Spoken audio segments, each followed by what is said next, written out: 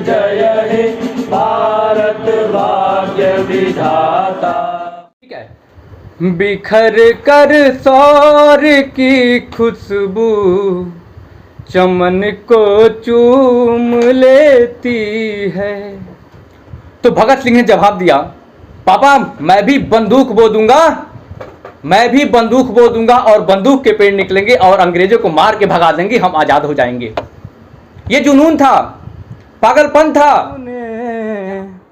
आया है संदेश, आया है संदेश। प्यारे मित्रों, अपनी आजादी को हम हरगिज मिटा सकते नहीं, सर कटा सकते हैं लेकिन सर झुका सकते नहीं। मैं अपनी बात को 4 पंक्तियों से स्टार्ट करना चाहूँगा। ये पंक्तियाँ मेरी नहीं है, कॉपीड हैं, ठीक है, लेकिन मुझे लगता है कि इससे थोड़ी सी एनर्जी मिल जाती है हम लोगों को। जब भी मैं इस पंक्ति को कहता हूँ तो मुझे लगता है कि मैं अपने देश के जवान को, नौजवान को, अपने शहीद भाइयों की मैं पूजा कर रहा हूँ। तो 4 लाइनों से, 4 पंक्तियों से शुरू करता हूँ, आपका साथ चाहिए, ठीक है। बिखर कर सौर की खुशबू चमन को चूम लेती है, जवां हसरत तिरंगे की गगन को चूम लेती है। सिपाही जब निकलता है वतन पर जान देने को,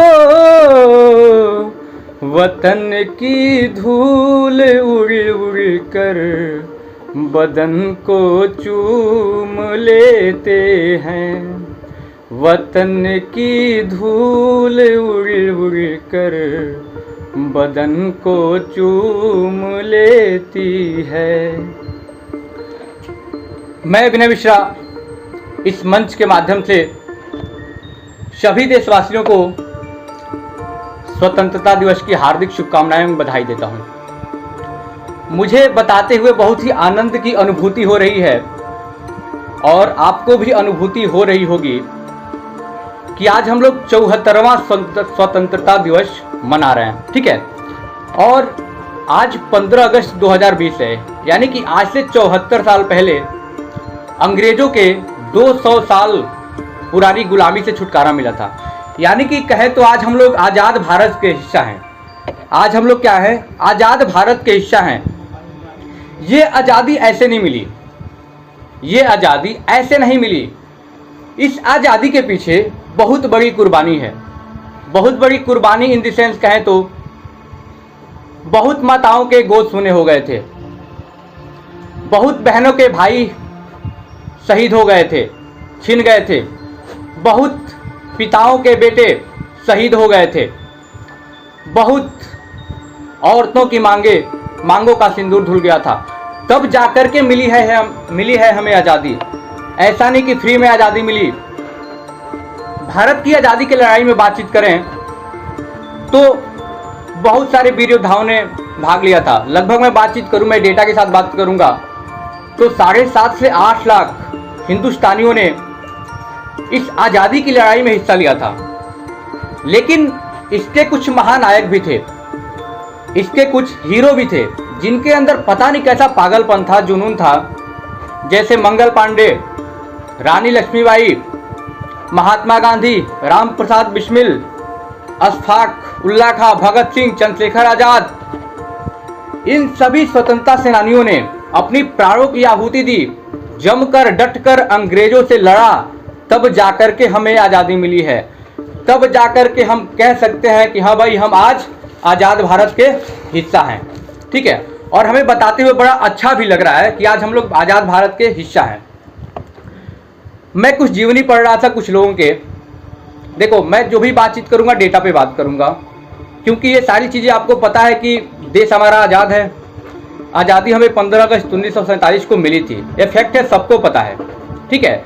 लेकिन मैं कुछ उससे लाइफ लेसन्स लेकर के आया हूँ कि उन लोगों से जिन्होंने अपने देश के लिए इतनी बड़ी कुर्बानी दे दी, उनसे हम लोग क्या सीख सकते हैं। इन सारी चीज़ों के बारे में हम बातचीत करने वाले हैं। 5 मिनट का टाइम लूँगा, ज़्यादा वक्त नहीं लूँगा, ठीक है। एक्चुअली मैं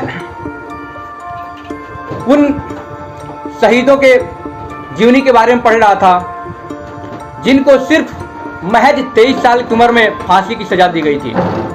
फांसी की सजा क्या दी गई थी? उन्होंने खुद फांसी के फंदे को चूमा था। मैं बात कर रहा हूं, जी हां, भगत सिंह, सुखदेव और राजगुरु।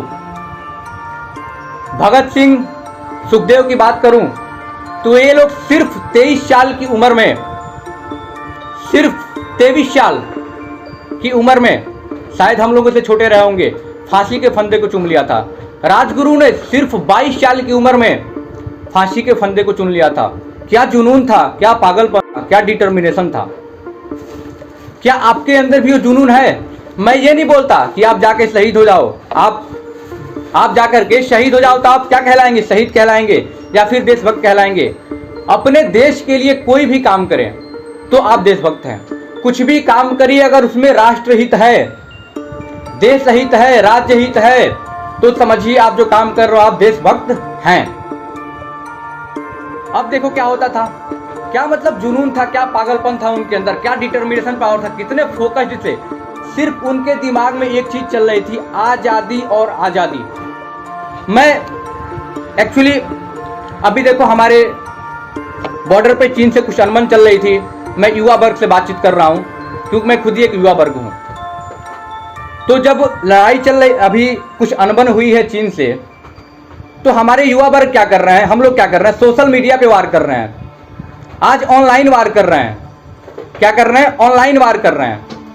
यानी कि देखा जाए तो हम देशभक्ति दिखा रहे हैं लेकिन सही मायने में नहीं दिखा पा रहे हैं। क्या वही देशभक्ति है?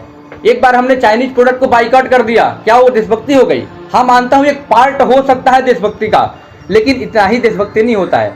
आप प्रतिदिन सुबह उठिए तो कुछ ना कुछ ऐसा काम करिए, एक ऐसा लक्ष्य होना चाहिए, ऐसा डिटर्मिनेशन होना चाहिए, ऐसा फोकस्ड होना चाहिए आपके माइंड कि कुछ न कुछ उससे देश इसमें हो, यानी कि देश हित, यानी देश की भलाई हो उससे, तब हम कहेंगे देशभक्ति। देशभक्ति का डेफिनेशन सिर्फ यही नहीं है, मैं बार बार क्या बता रहा हूँ आपको, सिर्फ जाकर के सीने पे गोली खा गए वही देशभक्ति नहीं है। देशभक्ति हमारे अंदर से पनपती है, देशभक्ति हमारे अंदर से पनपती है। देखो सोशल मीडिया देखा जाए तो बहुत अच्छा भी है, बहुत बुरा भी है। एक बात बोली जाती है, सोशल मीडिया का यूज आप कर लो, अदरवाइज सोशल मीडिया आपका यूज कर लेगा।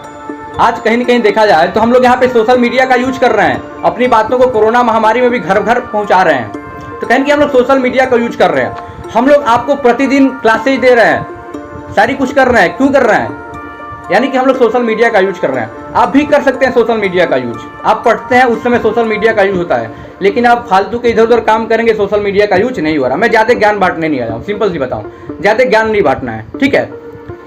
एक बात कही जाती है, मैं युवा वर्ग से बातचीत कर रहा हूँ, एक बात कही जाती है कि किसी भी देश को विकसित करना है तो उसके युवा को विकसित कर दो, वहाँ के यूथ को विकसित कर दो, देश अपने आप विकसित हो जाएगा। यानी कि उसको सही डायरेक्शन दिखा दो। और वही एक बात और बोली जाती है, किसी देश को बर्बाद करना हो तो सिर्फ उसके युवा वर्ग को डिस्ट्रैक्ट कर दो।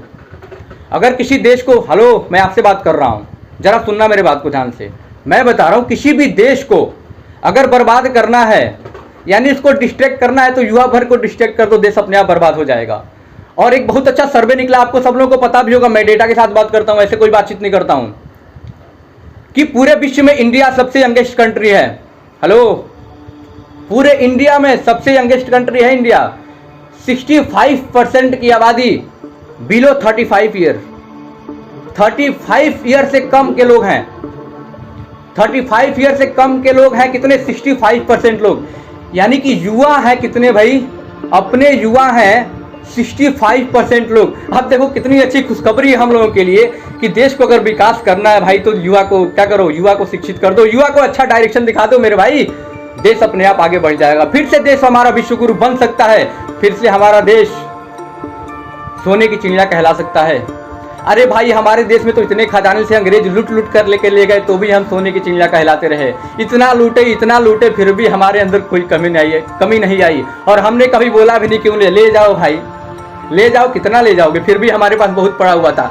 क्या वो दिन हम नहीं देख सकते हैं? मैं युवा वर्ग से बातचीत करता हूँ, क्या आप मेरे साथ हैं? क्या कभी आग नहीं लगती है? देखो किसी किसी के अंदर यहाँ पे पेट्रोल भरा होता है, किसी किसी के अंदर पानी, किसी किसी के अंदर यहाँ पे पेट्रोल भरा होता है, चिंगारी दिखा दो आग लग जाती है। ये पेट्रोल भरा हुआ था हमारे चंद्रशेखर आजाद, जितने भी सेनानी थे, भगत सिंह, सुखदेव, राजगुरु, और कुछ लोग अंदर पानी भरा होता है। तिल्ली, माचिस की तिल्ली लगा दो, लाइटर लगा दो, पूरा पेट्रोल डालो तो भी नहीं जलेंगे। क्यों? उनके अंदर पानी भरा हुआ है। तो मैं चाहता हूं, आपका साथ चाहता हूं, अगर देश को विकास करना है तो कुछ प्रतिदिन ऐसा काम करना है जिससे हमारा देश आगे बढ़े। ठीक है। और भाई मैं सोशल मीडिया की बातचीत कर रहा था और अपने युवा वर्ग की बातचीत कर रहा था, तो थोड़ा सा उससे डिस्ट्रैक्ट नहीं होना है। देश को विकास करना है, देश का विकास करना है। हाँ, हम लोग बचपन से सुनते आ रहे हैं कि देश हमारा विकासशील है। हमारे पापा भी बुक में पढ़ा करते थे कि हमारा भारत देश एक विकासशील देश है। आज मैं भी पढ़ता हूं कि भारत एक विकासशील देश है। मेरा बच्चा ये न पढ़े कि भारत एक विकासशील देश है, मेरा बच्चा ये पढ़े कि भारत एक डेवलप्ड कंट्री है, विकसित देश है। ऐसा कुछ नहीं कर सकते हम लोग। आजाद तो हो गए हैं, क्या हम दिल से आजाद हैं, अंदर से आजाद हैं? आज भी बहुत सारे लोग कई मानसिक तनाव से आजाद नहीं हो पा रहे हैं। अगर मानसिक तनाव से आजाद होना है तो कुछ ऐसा करना पड़ेगा, कुछ ऐसा करना पड़ेगा जो देश हित के लिए होगा। और देश आजाद होगा तो हम आजाद होंगे, अगर हम आजाद होंगे तो देश आजाद होंगे। मैं भगत सिंह की जीवनी पढ़ रहा था। मैं जीवनी अगर पढ़ता तो बायोग्राफी अगर पढ़ता रहता हूँ और मैं पूरा डेटा के साथ बातचीत करता हूँ। थोड़ा सा टाइम और लेना चाहूँगा सर, ठीक है। मैं जब भगत सिंह की जीवनी पढ़ रहा था तो मैं एकदम उसमें भाव विभोर हो गया। उनके कुछ किस्से पढ़ रहे थे, उनकी जीवनी पढ़ रहा था मैं, तो मेरे रोंगटे खड़े हो गए। मैं कुछ किस्से बताऊंगा उनके जीवन के, जिससे आपको पता चलेगा। आपको ये सब पता है कि 23 मार्च 1931 को इनको फांसी दे दी गई थी। इनके साथ राजगुरु और सुखदेव को भी दिया गया था। ये सिर्फ 23 साल के थे तब फांसी दी गई थी। दी क्या गई थी, मैं बार बार क्या बोल रहा हूँ, फांसी के फंदे को खुद इन्होंने चूम लिया था, चूम करके पहन लिया था। क्या जुनून था, क्या पागलपन था यार। मतलब देखा जाए तो जब ये महज 13 साल के थे, मैं भगत सिंह की बात कर रहा हूँ, जब ये महज 13 साल के थे तो अपने स्कूल को छोड़ दिया इन्होंने, स्कूल को क्विट कर दिया। नहीं, मुझे स्कूल में नहीं रहना है, मैं गांधी जी के साथ असहयोग आंदोलन में हिस्सा लूंगा और देश को आजाद करके छोड़ूंगा। महज 13 साल की उम्र। आज हमारे यहाँ 13 साल की उम्र क्या बोली जाती है भाई? अभी तो दूध पीता वो बच्चा है, अभी तो बच्चा है हमारा, 13 साल का है। अरे वो भी तो बच्चे थे, सिर्फ 13 साल की उम्र में स्कूल को छोड़े और घर छोड़कर भाग गए थे गांधी जी के साथ काम करने के लिए। हमें आज़ादी चाहिए, वी वांट फ्रीडम, हमें आज़ादी चाहिए। और स्कूल में रहते रहते 50 से ज़्यादा किताब पढ़ चुके थे क्रांतिकारियों के, 50 से ज़्यादा किताब। आपके इंग्लिश, फिजिक्स, केमिस्ट्री, मैथ नहीं पढ़ रहे थे, वो भी पढ़ रहे थे, लेकिन उसके साथ साथ 50 से ज़्यादा किताब 13 साल की उम्र में पढ़ लिए थे। हेलो, मैं आपसे बातचीत कर रहा हूँ। 50 किताबें मुमकिन है? हाँ मुमकिन है, उनके लिए मुमकिन था। क्या हम लोग भी कर सकते हैं? एक कहानी मैं और एक किस्सा और बताना चाहूँगा। दिल पे मत लेना बातों को कि मैं आपको हड़का रहा हूँ, हड़का नहीं रहा हूँ, मैं सच्चाई बताता हूँ। मैं आपसे 5 मिनट 10 मिनट का टाइम लूँगा तो मैं आपको फैक्ट बताऊँगा, लाइफ लेसन्स बताऊँगा, कुछ सीखने को मिलेगा। ठीक है। एक किस्सा और बड़ा ही प्यारा किस्सा है। जो नौजवान वर्ग हैं जो अभी शादीशुदा नहीं हुए हैं, मतलब शादीशुदा नहीं हैं, वो क्या सोचते हैं, कैसे भी यार SSC की नौकरी मिल जाए फिर तो यार दुल्हनिया आएगी। हाँ, चल रहा है ना आपके दिमाग में, मेरे दिमाग में चलता है, सबके दिमाग में चलता है, ये कोई अलग चीज़ नहीं है। ठीक है।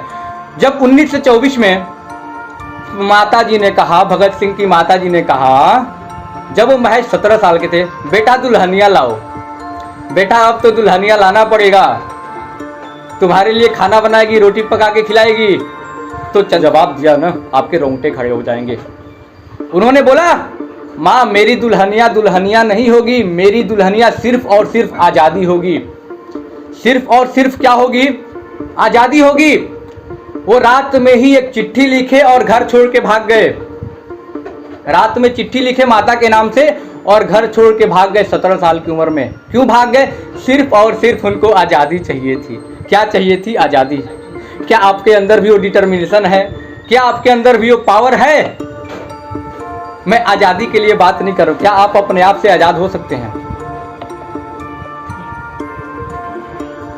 क्या अपने आप से आप आज़ाद हो सकते हैं? क्या आपके अंदर वो पावर है, दृढ़ निश्चय है, जिससे आप आज़ाद हो सकते हैं? 2 साल तक जेल में रहे, 2 साल तक जेल में रहे भगत सिंह। और एक किस्सा और सुनाना चाहूंगा। जब वो जेल में थे तो लगभग 300 से ज्यादा किताबें पढ़ लिए थे। कितने किताबें बेटा? 300 से ज्यादा किताबें 2 साल में जेल में रहते रहते पढ़ लिए थे। और जेल में रह रह करके क्या करते थे? अपने क्रांतिकारी विचार लिखा करते थे और अपनी बातों को बाहर पहुंचाया करते थे।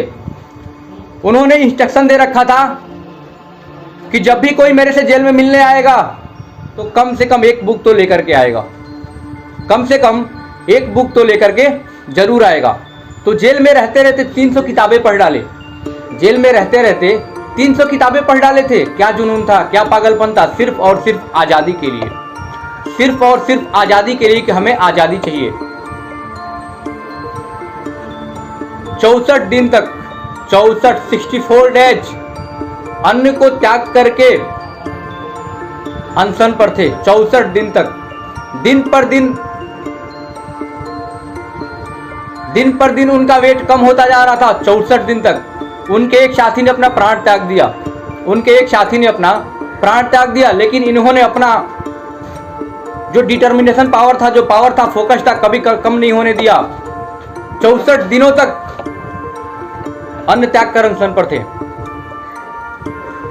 जब 24 मार्च 2931 को फांसी होनी थी, लेकिन अंग्रेजों ने इनसे डर करके कि कोई बवाल ना हो जाए, कोई उपद्रव ना हो जाए, तो जल्दी में इनको 23 मार्च को ही फांसी दे दिया गया। 23 मार्च 2931 को ही फांसी पे लटका दिया गया। जब इनको फांसी पे चढ़ाया जा रहा था तो इन्होंने जल्लाद से 2 बातें कही थी कि फांसी के वक्त मेरा हाथ मत बांधना और मेरे सिर पे कपड़े मत पहनाना। लेकिन हाथ तो नहीं बांधे गए, लेकिन सिर पे कपड़े जरूर पहनाए गए थे। उन्होंने फांसी के फंदे को खुद लिया और फांसी के फंदे पे लटक गए। ठीक है, और ऐसे शहीदों के लिए मैं कुछ कहना चाहूंगा। मुझे बहुत दुख होता है कभी कभी, कुछ इतिहासकारों ने इन्हें शहीद का दर्जा नहीं दिया है। कुछ ऐसे इतिहासकार हैं, मैं तो उन्हें मूर्ख ही कहूंगा, जिन्होंने इन्हें शहीद का दर्जा नहीं दिया है, इन्हें आतंकवादी घोषित कर दिया है, इन्हें आतंकवादी घोषित कर दिया है। लेकिन मैं आपसे चाहूंगा इस वीडियो को इतना शेयर करें ताकि उन लोगों को भी उन लोगों तक ये बात पहुंच सके कि वो आतंकवादी नहीं, बहुत बड़े वीर योद्धा थे हमारे देश के। उनकी चंद पंक्तियों के साथ मैं अपने वाणी को विराम दूंगा। उन्होंने कहा था, इस कदर वाकिफ है मेरी कलम मेरी जज्बातों से, इस कदर वाकिफ है मेरी कलम मेरी जज्बातों से, अगर मैं इश्क लिखना भी चाहूँ तो इनकलाब लिख जाता हूँ, अगर मैं इश्क लिखना भी चाहूँ तो इनकलाब लिख जाता हूँ। इसी के साथ मैं अपने वाणी को विराम देता हूँ और जितने भी श्रोता देख रहे हैं उनको मैं धन्यवाद देता हूँ। आप धन्यवाद के पात्र हैं कि हमारे वीडियोज को पूरा देखना आपने। Thank you so much. जय हिंद, जय भारत।